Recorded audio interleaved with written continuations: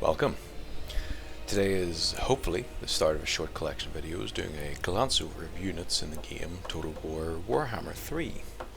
I, your host, have a few hours in the game as experience. About 1600 in vanilla campaigns, about 400 in Steelfield Overhaul, which is an overhaul mod, and about 100 are just leaving the game on overnight. Aside from that, at least 10 of these are in multiplayer, so as far as I'm aware, I'm in the top 5% of multiplayer players. Units is a meaty topic to unpack. There are a lot of videos discussing factions and their multiplayer and single player roles by the likes of Zerkovich or Turin. What I intend to offer that is different is a rough explanation of a unit role and general utility. Not tied to stats or game mode, but rather what they offer as a core concept, even if they are balanced or tweaked from this point going forward. It's rare that between patches, units completely change in their role. Typically they will only change in effectiveness or cost. Now, this is probably completely wrong, and I'm ready to get torn a new one whenever I encounter a comment section. But what I'm hoping to convey is how I evaluate the units in a faction I've never played before. While a good way to get a rough idea is to check the bullet points on a tooltip, they can be a bit confusing to a new player. What is damage dealer? What does frenzy mean exactly? Or, one of my personal favourites, what in the love of God is aquatic? I won't be answering any of those questions specifically, but rather imparting how I approach learning a unit and what I might use it for. Additionally, the stat system of a modern Total War game is esoteric and arcane knowledge where not even Tzeentch could understand all its intricacies. If a stat needs to be explained, I will do so, but I will attempt to avoid it if at all possible. A general overview of hitting harder as a comparison point will indicate better weapon strength, hitting more often will correlate to melee attack, etc. So I'll try to put these in generalist layman's terms so a new player can understand them. Very quick, too long didn't read, of the melee damage dealing in the system is as follows. You essentially have three visible stats: your accuracy, your melee attack, your damage, your weapon strength, which consists of two different parts, and your damage type, which is magical or physical. Physical is nothing, magical is this little blue shimmery thing. Then there's the defensive side. They're thrown at a melee defense stat, which is like a dodge essentially, an armor stat, which is like a damage reduction stat, and resistances, which are a flat damage reduction stat. Confused? Hopefully not. Alright, to begin with, we're going to focus on melee infantry. Infantry in modern Total War games is typically considered a line holder. However, as they get more elite, they can be a bit killier. In Warhammer, you will find infantry that can't hold back a stiff breeze, or infantry that can hit harder than cavalry. However, these are typically not the general role of the weight class per se. They're the anvil to your hammer, or the staunch line of spears before your bows. To evaluate an infantry unit, we will follow three main steps. You look at their weapon, you look at their faction, you look at their tier. With these steps and the right knowledge, you'll usually guarantee a reasonable read on a unit and its roles without ever looking at detailed stats or abilities. So, let's break those down and touch upon them briefly, starting with weapons. Firstly, I should mention an oddity. Shields. So, some people may not consider these weapons, but they're actually part of the weapon profile. They're generally a good pick if you can afford them. On most units where a shielded variant is available, expect higher defense in melee, so like their dodge chance, and the ability to stop some missiles, depending on the color of this little shield here. Bronze being the worst, silver, and then the prestigious gold is only available on like 1 or 2 units. I only bring these up as first you may be offered the option between shields and no shields. Unless the other option is dual wielding weapons, this is generally a no-brainer upgrade if you can afford it. Spears are what most people might think of when they think of medieval warfare. They're the most common option available to most factions. They offer low-ish armor piercing damage, so it means that they don't go through armor resistance that much. But they do give you a bonus against large. What this means is that if they're attacking anything bigger than infantry, think cavalry or T-Rexes, it will give you an accuracy and a damage bonus against them. Spears typically offer charge defense, so if cavalry comes charging in, spears don't care. So long as your unit is braced, that is. Halberds are the bigger brother to spears. They're essentially spears, but they generally offer a little bit more accuracy, melee attack, and armor piercing, whereas they'll hit harder against other armored units. You'll find halberds are generally the more elite big brother of spears and will cost more. When paired with a shield, there's not many of these, but they're a very solid line holding unit whenever you have this pairing. Just because they do best against large targets doesn't mean they can't fight well defensively against smaller ones. Now, swords, maces and axes are generally in the same boat. They aren't your creme of the crop, but expect solid line holding. They have generally a balance between attack and defense with reasonable accuracy and survivability. They don't offer armor piercing usually as a specific statistic, but they do pretty well against unarmored targets. If you find swords, maces or axes dual wielded by your infantry, expect higher attack and lower defense. Specifically, dual wielding weapons tend to lend your soldiers to fight against other infantry better with a bonus first infantry, which gives them better accuracy against infantry targets, so as we will see here. Great weapons, as the game typically refers to them, they're great axes or two-handed hammers or anything within that sort of category. Despite the name, there actually aren't that many warhammers in this game, funnily enough. What a great weapon infantry unit offers you is armor piercing. So if you see some dude toting this giant axe, you want to throw him at people with a lot of armor. As said, trying to keep stats general, but 30 is a low amount of armor, 100 is a high amount of armor, just as a rough indication of what units have. Great weapons will normally die quicker than their halberd cousins, but they will do much more damage against smaller units, and they're also much more of a generalist, where halberds perform much better against large targets. Great swords. Great swords are much the same as great weapons that provide the armor piercing, but they also offer this bonus first infantry, as with their dual wielding cousins. They're very killy units. These are usually on the more elite side, and they're more for killing other infantry than just holding the line. They're an elite weapon, and their cost usually reflects this. Finally, there's other.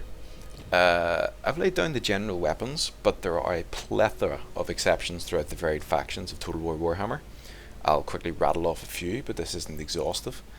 We have whips. Whips are defensive, low damage, high sustain options. We have sensors. Let's see if we can grab one of those. Sensors are, well, flails as they're called. They're armor piercing, and they're generally a variant of great weapons. Cudgels.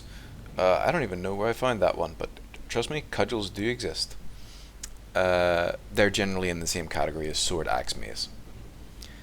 Of note, there are some hybrid infantry in this section. Let's see. Yeah, so we look here, we have pistol and axe infantry. I'm not intending on counting missile units in this video.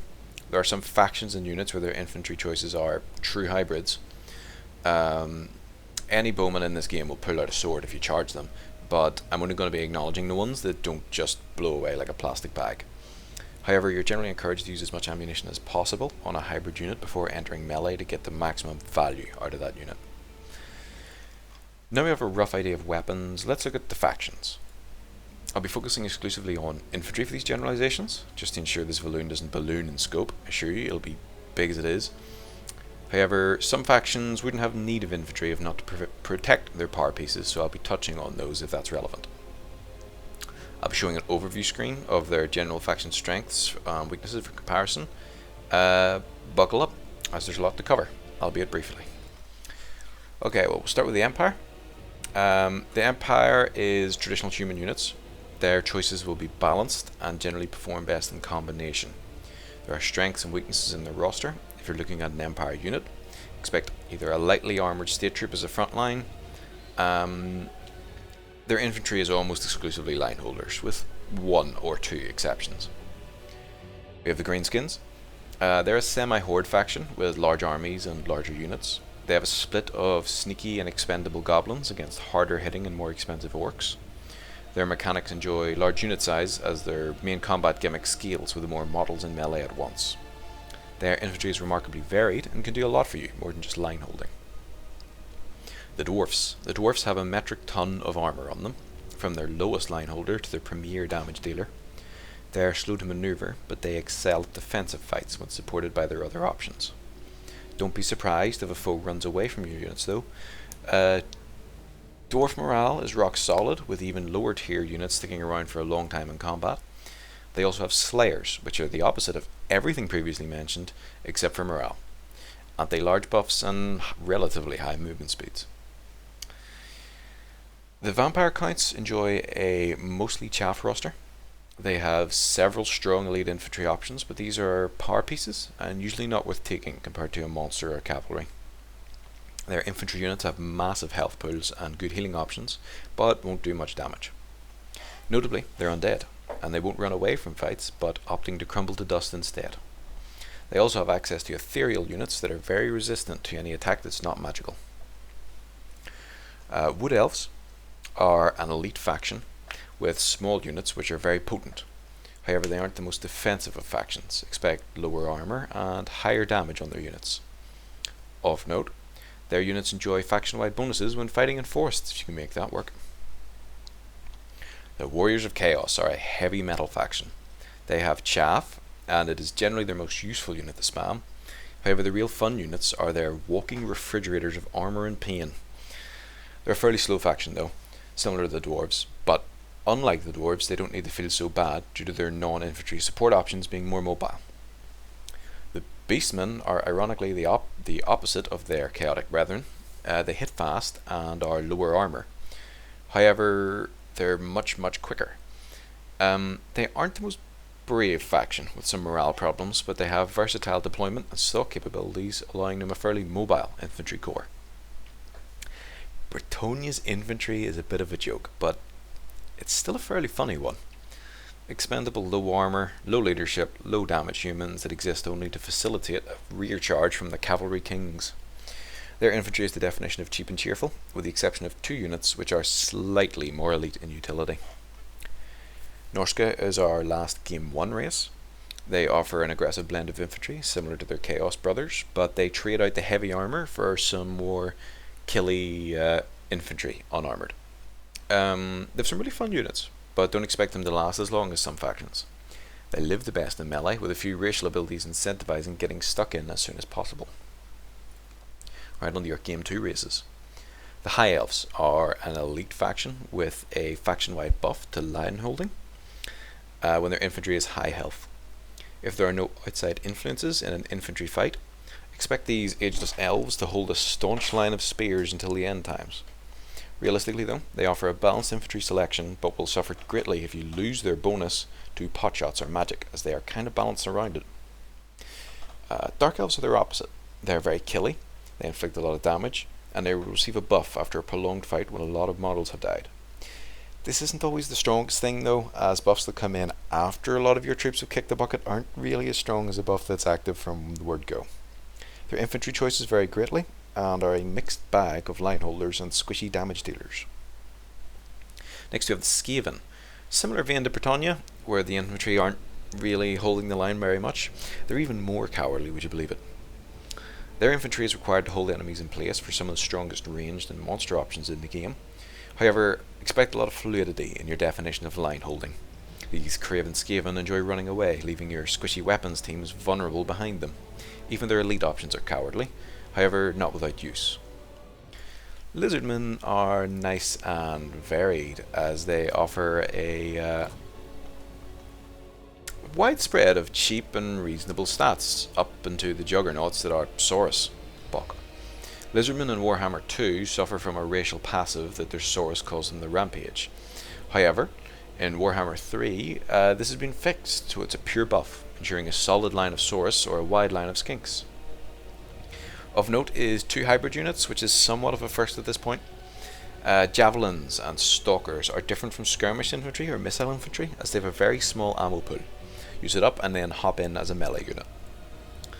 Tomb King have some pretty bad infantry, but it's important to them. The very definition of spammable in single and multiplayer, they have low armor, low stats, and even their elite infantry was notorious for dying to one angry fireball.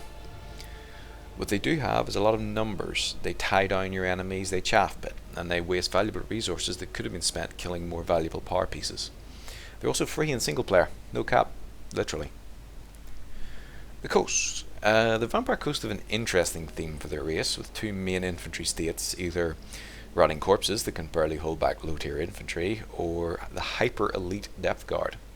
Generally, infantry here is a line holder, but you can find some damage in Utilitarian Sirens, which is a strong ethereal unit, which is resistant to physical damage. Now, moving on to game 3, I'll be ignoring the Demons of Chaos, as they take from the other demonic races. By discussing their units, we basically cover the demons, so they benefit from different campaign buffs and synergies though, so I still recommend the demon campaign when you have a bit of experience under your belt. We come to Khorne. He's not known as the god of murder for no reason. Every infantry unit on his roster is spectacularly lethal. Even the lowest tier of demonic infantry is brutally murderous. You have 2 main choices. You get demonic with high damage and low armor, or mortals with higher armor and still high damage, but notably less armor piercing than their demons. Nurgle is a much more ponderous sort of faction, with massive health pools, debuffs via poison, and high melee defense. Generally, Nurgle infantry will soak a ton of damage, with elite options doing some damage, but generally the least out of the demonic melee combatants. The hybrid infantry does a shocking amount of damage, and should be allowed to throw its full barrage if you could make it happen. That's the Plague Bearers, by the way. Slaanesh has an interesting selection. They have some of the most cost-efficient units in their Marauders, while they have some really strong, when microed, demonic units, which act more like quasi-cavalry than infantry. They have like a speed of 50 something.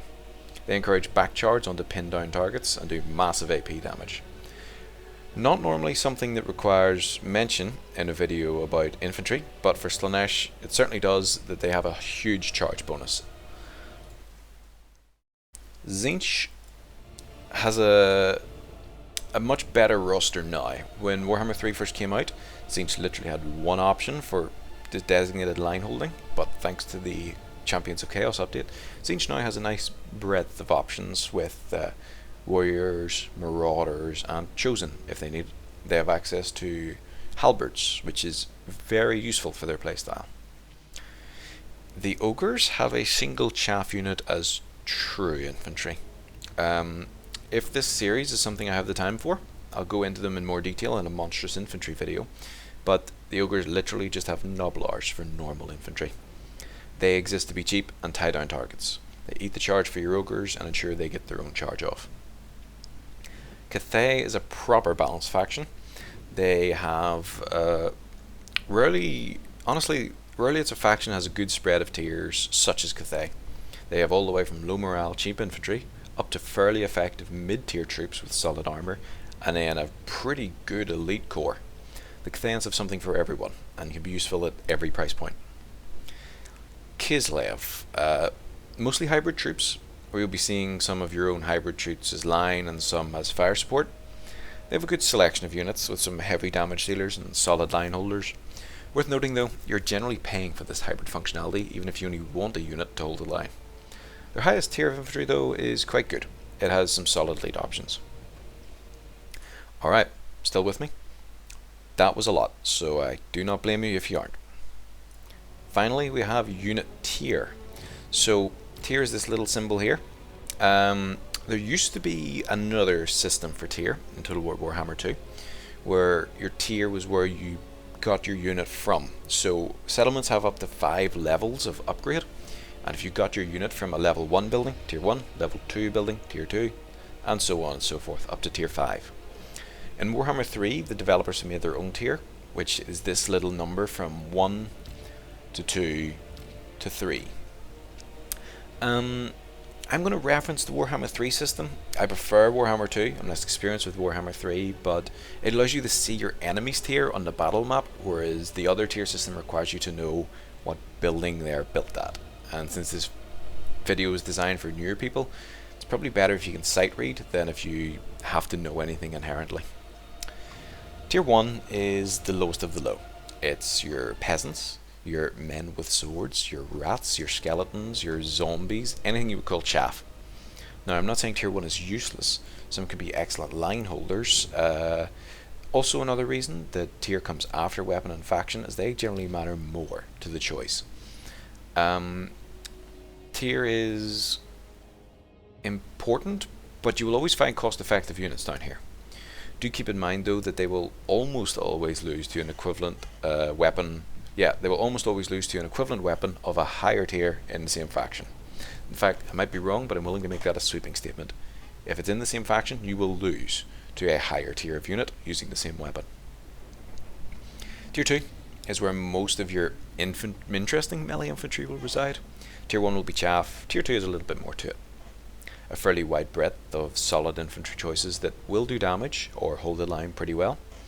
However, Tier 2, they can actually do their fucking job. No Tier 1 infantry will ever really deal solid damage, except maybe something like this. But a Tier 2 unit would take a solid fucking knock out of a Tier 1. Expect a blend of armor and stats, although usually not an expert in any one stat. If they are, they have a glaring weakness somewhere else usually. Now, Tier 3 is all around good. They're very expensive. Also, I think all regiments of renown are Tier 3, so don't be fooled by that. Just base them based on their original price point and what they're based on, rather than looking at the tier for them. They are going to do some serious fucking work for you. In the melee infantry thing, though, you want to be worried that even though these are really strong combatants, they might be centuries old elves coated in plate armor, they'll still die to a cannonball all the same, rather than your tier 1s or your tier 2s. You probably don't want to be taking those with your Swordmasters of Hoeth. Okay, so that's my rough summation of how I would identify a unit when I started picking a race and looking at their melee infantry. So let's do some examples, followed up by some counter examples where this game has some exceptions. Alright, firstly, let's say I want to look at Tomb Kings and I want to see what they do. Okay, so there's Nehekara infantry there, the third one along. I see it has 2 swords. Sword infantry, dual wielding swords, so it probably has a bonus versus infantry, right? Tier 1, and I know it's in the Tomb Kings, so it's going to have low armor and low stats. Yep, that all checks out. Let's look at another race's infantry. The Empire. Okay, let's look at their weapon, or the great swords. They're probably going to have anti-infantry and armor piercing. Oh, yep, lo and behold. They're tier 2 rather than tier 3. They do have a good amount of armor though for tier 2. Seem to have generally balanced stats. Solid infantry choice. But let's compare them to a tier 3 greatsword unit so you can see where my difference comes in. So let's look at the important ones. 32, 30, 32. Let's go to the High Elves and pick out a Swordmasters of Hoeth. 46, 36, 36. And that's not including this passive that's going to come into play. So you can certainly see the difference between a tier 3 and a tier 2, even with the same weapon, simply because of faction different and tier difference. Let's look at some exceptions. Beastman, Goreherd. Now it's only shown in their icon that they've 1 axe, but they clearly have 2, and on the battlefield they have 2 as well. No anti-infantry. How strange, eh? But they fill the role of a tier 2 sword unit otherwise. I'm sight reading. I'm going up against my opponent who's running, let's say, Britannia. So this is sort of a semi-exception. I see a Britannian unit on the ground and I'm convinced I'll be able to really fuck it up and it'll just run away. So I look at these guys with swords. They have a little bit more leadership than you might think for Britannians, keeping in mind that some of their other choices have this pitiful amount of morale. Not all Bretonnians are completely fallible to leadership and morale damage, so I'd be one of the exceptions in my book. However, again, they fulfill my standard of sword infantry and tier 2, just not Bretonnian as a faction. So, what I've imparted here is by no means a golden standard, nor is it what I would say perfect. The best way to learn infantry units in this game is to play a campaign as them, or if you don't want to do that, play some multiplayer as them. Generally, the only way that it'll get you proper, intimate understandings of how everything works is experience. There's no real way to speed that up. However, if you want to sight read a unit and just experience the best of it and the worst of it, I would recommend trying this method. Weapon, faction, tier. Now the faction bit might be a bit much to learn, but trust me, it's easier to learn 23 factions than it is to learn 23 by 7 infantry units. So, I hope you enjoyed, and if you have any feedback, find me in the comment section below.